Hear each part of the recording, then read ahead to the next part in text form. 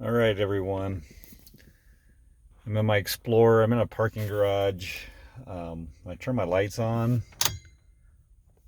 Stuff comes on, but my buttons down here don't illuminate. So we're going to investigate that. Here's another look with the car running. You can see I got the displays working just fine. Illumination.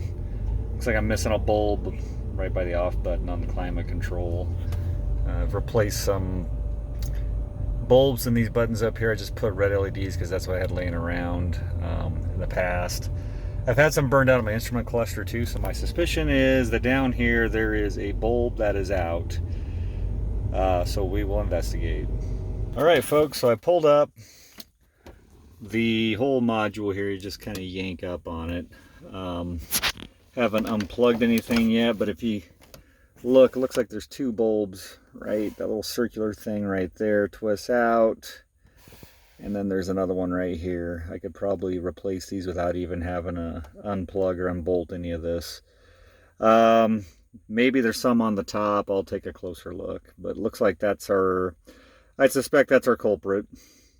All right. Okay, so just a quarter turn, pretty standard. I got one module quarter turned, not out, one I pried out. This is what the bulb looks like, or the bulb assembly. If it's like other things, you can, it's got like a little green rubber sleeve to give it the green color. It's just an incandescent bulb. I'll probably have to research what the wattage is. And you just put the leads of the bulb and snake them through these little plastic molded features, and then when it such that on the top side, when you twist it in, they make contact with the little copper pads right there. So I'm gonna see if I have a bulb like this laying around. I don't think I do. I might have a box of these somewhere. And then what I found is this green sleeve a lot of times over the years becomes very difficult to get off, and when you do get it off, it kind of crumbles. So maybe I'll just have to buy the whole module. But anyway, I'm pretty sure this is our culprit, and lucky enough, the bulbs look very serviceable. So there you go.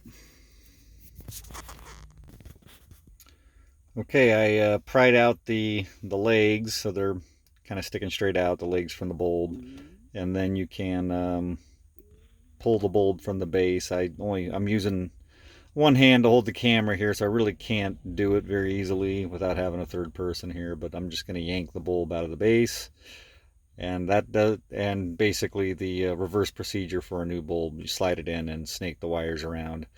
Of note, if you're going to try to replace this with an LED bulb, you have to verify, because LEDs care about positive and negative, where an incandescent bulb does not. So I'd say you got a 50-50 chance of getting it right. I'd say install it.